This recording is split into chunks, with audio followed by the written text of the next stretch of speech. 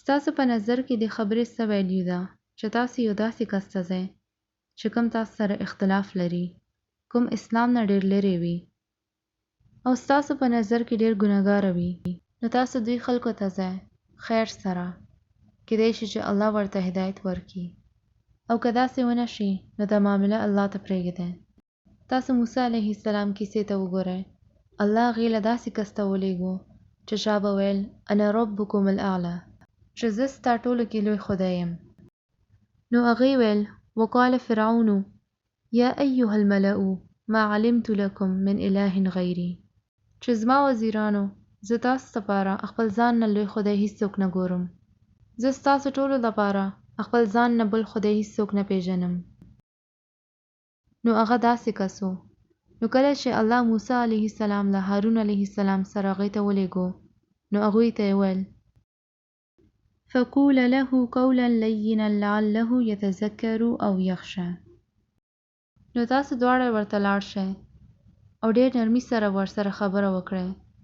ممکنه ده چې هغه پوه شي، ممکنه ده چې هغه پرهیزګاره شي، ممکنه ده چې هغه رانه ویریږي او هغې ته احساس وشي.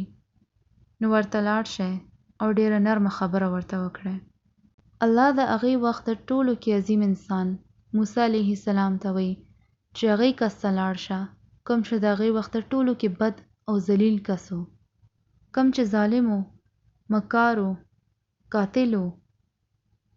که الله خوښوه وه نو الله به ورته هغې ځای کې او هغې وخت به یې سزا ورکړې وه، خو الله ورته ډېر اوږد وخت ورکړی و.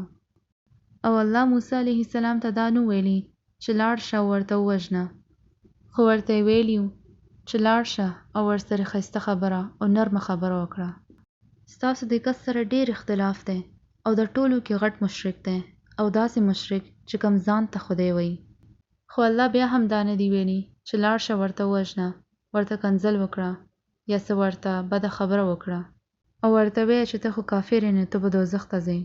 دې کې یوه هم خبره هغوی فرعون ته نه ده کړې، خو موږ دا ټولې خبرې هغې کس ته کوو چې کوم فرعون هومره بد نه دی او نه موږ حضرت موسی په شان پرهیزګار وو.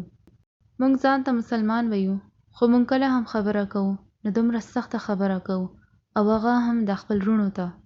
او ګوره چې موسی علیه السلام ته ویلې شوي وو قولا لینا، نو تاسو ماته وښیه چې ستاسو ورور فرعون دی که نه؟